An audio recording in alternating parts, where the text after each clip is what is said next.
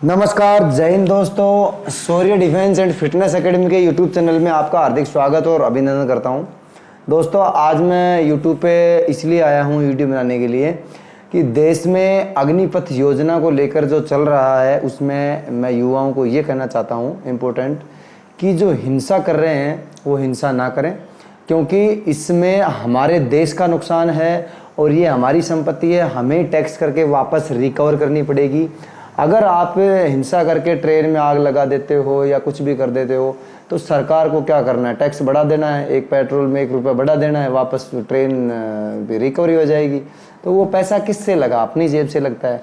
इसलिए हिंसा करके आंदोलन को आगे बढ़ाना सही नहीं है। क्यों सही नहीं है? क्योंकि अगर अपन हिंसा करके आंदोलन को बढ़ाएंगे ना तो सरकार हमारी आवाज़ को दबाएगी और प्रशासन को मजबूत मुस्तैदी से खड़ा कर देगी। प्रशासन हमारा बिल्कुल भी साथ नहीं देगा, क्योंकि उसे यह डर होगा कि ये तो हिंसा करेंगे। इससे हमारी आवाज़ दब जाएगी और युवाओं की आवाज़ सरकार तक नहीं पहुंच पाएगी।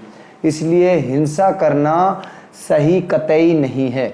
दूसरा बात मैं समझा देता हूँ, आंदोलन आप करिए, कोई दिक्कत नहीं है। आप सरकार के विरोध में बोलना सबका अधिकार है, लेकिन सही रास्ते से आंदोलन आप करते हो। मैंने देखा राजस्थान में तो युवा या तो कम जाएंगे या फिर ऐसा करेंगे, माहौल ख़राब करेंगे। तो देखो, आप पर्याप्त संख्या में जाइए, सही तरीके से लोकतांत्रिक तरीके से अपनी आवाज़ को उठाइए। ये नहीं आप तोड़ा फोड़ी करें या ज़्यादा हा हुल्ला करें, वो अपना अधिकार नहीं है। बाकायदा इसमें पूरा प्रशासन साथ भी देता है हमारे को विरोध करने में। और आपको पता है टीओडी जब से लागू हुई है तब से जो एग्ज़ाम कैंसिल हुआ है तब से प्रशासन भी साथ दे रहा है राजस्थान में, जहाँ जहाँ देखा जाता है। दूसरा बात मैं समझा देता हूँ आपको कि सरकार को तो अभी यही नहीं मालूम कि टीओडी में ज़्यादा विरोध हो रहा है या उम्र में छूट देने में विरोध हो रहा है या एग्ज़ाम को लेकर विरोध हो रहा है। देखो, मेरे मतानुसार या युवाओं के मतानुसार टीओडी का विरोध है, बट जितना विरोध टीओडी का नहीं है उससे ज़्यादा विरोध है एग्ज़ाम कैंसिल को लेकर। क्योंकि सेना ने फिजिकल और मेडिकल लिया था, उसका एग्ज़ाम अभी तक नहीं कराया। क्या उसमें युवाओं ने तैयारी नहीं करी? क्या उसमें सेना भर्ती जब हुई थी उसमें खर्चा नहीं आया क्या? तो उन युवाओं का एग्ज़ाम पहले कराना चाहिए, उसको कैंसिल नहीं करना चाहिए। क्योंकि आपने एक नोटिस जारी किया था इंडियन आर्मी ने कि 17.5 से 21 साल वाले आवेदन भर सकते हैं, ये कैटेगरी है, इतने तारीख से इतने तारीख का एग्ज़ाम होगा। तो अगर ये कोर्ट में भी अगर युवा चले जाएंगे तो सरकार को इसको मजबूरन केस हार के एग्ज़ाम करवाना पड़ेगा, है कि नहीं? इसलिए इन युवाओं का जो एग्ज़ाम कैंसिल हुआ है ना, इसको सबसे पहले प्रायोरिटी दी जाए। आज मीडिया, मैं तो कहता हूँ मीडिया ना, जो एक एक्चुअल में मुझे अब अनुभव हुआ है कि एक्चुअल में ये गोदी मीडिया है। हकीकत में युवाओं की आवाज़ क्या है वो तो बता ही नहीं रही। आज तक ने ज़रूर समझाने का प्रयास किया है, वो भी 2 दिन बाद, जब ज़्यादा युवा आक्रोशित हुए हैं। हमने रिपोर्टरों से भी बात करते हैं तो रिपोर्टर यही कहते हैं, भाई आगे जो मंजूर होता है वही चलाते हैं, हम क्या कर सकते हैं इसमें। तो मैं काफ़ी मीडिया कर्मी को भी बोला कि भाई आप लोग ऐसा हमारे अगेंस्ट ना बोलें, युवाओं के अगेंस्ट ना बोलें। ये ऐसे कैसे अग्निवीर हो सकते हैं जो हिंसा करें? भाई ऐसा है, आज युवा अगर हिंसा कर रहे हैं, कोई भी युवा हिंसा जब करता है जब उसकी मजबूरी होती है। अब मजबूरी कैसे? ये पिछले 2 सालों से अपना आंदोलन कर रहे हैं, अपनी जगह पे ज्ञापन दे रहे हैं, अपने इसको नेताओं को ज्ञापन दे रहे हैं, थाने में दे रहे हैं, जगह जगह ज्ञापन ज्ञापन ज्ञापन ज्ञापन ज्ञापन दे दे के खूब परेशान हुए। 5 उसको दिल्ली में दौड़ते हुए भी युवा गया, वहाँ पे भी प्रोटेस्ट किया, लेकिन सरकार की तो आंखें खुलती नहीं इसमें। अब युवा हिंसा का रास्ता अपनाए हैं तो मुझे बड़ा बेटर फील तो नहीं हो रहा कि देश की संपत्ति को नुकसान पहुंचाकर सरकार तक आवाज़ उठानी चाहिए, लेकिन सरकार आवाज़ युवाओं की सुन ही नहीं रही। अभी भी कोई भी पॉजिटिव रेस्पॉन्स नहीं आया। आज की मीटिंग में शाम को हमें सब लोगों को, सब युवाओं को उम्मीदें थी कि कम से कम एग्ज़ाम होगा और टीओडी वापस होगी, लेकिन एग्ज़ाम बिल्कुल भी नहीं करवाया जा रहा। एग्ज़ाम को वापस बोल रहे हैं कि नए सिरे से भर्ती की जाएगी। अब अगर नए सिरे से भर्ती की जाती है तो युवाओं में ज़्यादा गुस्सा फूट रहा है, मैं काफ़ी कमेंट सोशल मीडिया पर देख रहा हूँ कि हमें गुस्सा आ रहा है, हम क्या करें। एक्चुअल में युवाओं की पीड़ाएं हैं। अब ये पीड़ा सरकार क्यों नहीं समझ पा रही है। सरकार पता नहीं आंखें बंद करके, सब कुछ बंद करके बैठी हुई है। 21,000 रुपये देकर हर पहले साल 21,000, फिर 25,000, फिर कुछ ज़्यादा बढ़ा के धीरे धीरे 5 लाख तो उसके खुद के इकट्ठे हो जाएंगे जब वो राशि कटवाएगा खुद की। 5 लाख खुद सरकार इकट्ठे करके देगी उसकी तरफ से, तो 11-12 लाख रुपए में क्या होता है। आजकल एक सिस्टर की शादी करते हैं तो उसमें एक गाड़ी गिफ्ट कर देता है फौजी आदमी, या फिर 5-7 लाख की, तो मतलब सिस्टर की शादी नहीं हो पाती है 11-12 लाख रुपए में। तो अब आप कहते हो कि इससे बहुत कुछ हो जाएगा। और आज दिहाड़ी मजदूरी की भी शायद 15 से 18,000 रुपये महीने कमा लेता है एक युवा, तो क्यों वो वहाँ पे रिस्क लेने जाएगा। ये चीज़ें आप थोड़ा सा सोचें और इस योजना के बारे में वापस से सरकार को सोचना चाहिए। इस योजना को भले ही वापस ना ले, लेकिन उन युवाओं को तो सोचें जो सुसाइड ना करें, कम से कम एग्ज़ाम करवाएं जिससे वो सुसाइड ना करें। और सबसे ज़्यादा जो हिंसा कर रहे हैं वो वही युवा हैं 1,25,000 जिनका आर्मी का एग्ज़ाम अटका हुआ है।